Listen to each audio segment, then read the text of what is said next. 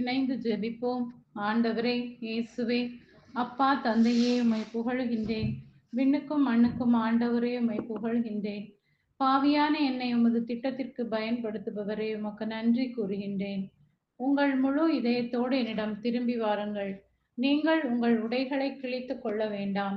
இதயத்தை கிழித்துக் கொண்டு உங்கள் கடவுளாகிய ஆண்டவரிடம் திரும்பி வாருங்கள் என்று இந்த இறைவார்த்தை மூலமாய் என்னை தவக்காலத்திற்குள் அழைத்து உருமாற்ற நினைக்கின்றவரே நன்றி கூறுகின்றேன்.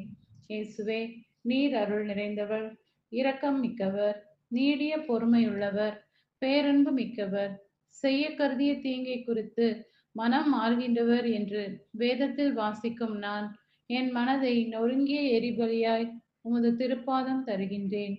கல்வாரியில் வடியும் தூய இரத்தத்தால் என்னை கழுவும். உமக்குள்ளாய் நான் வளர, வாழ, இந்த அருளின் காலத்தை பயன்படுத்த ஆற்றல் தாரும்.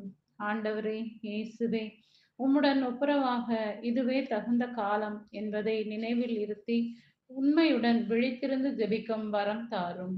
இந்த தவக்காலத்தை உமது திருக்கல்வாரியில் தருகின்றேன்.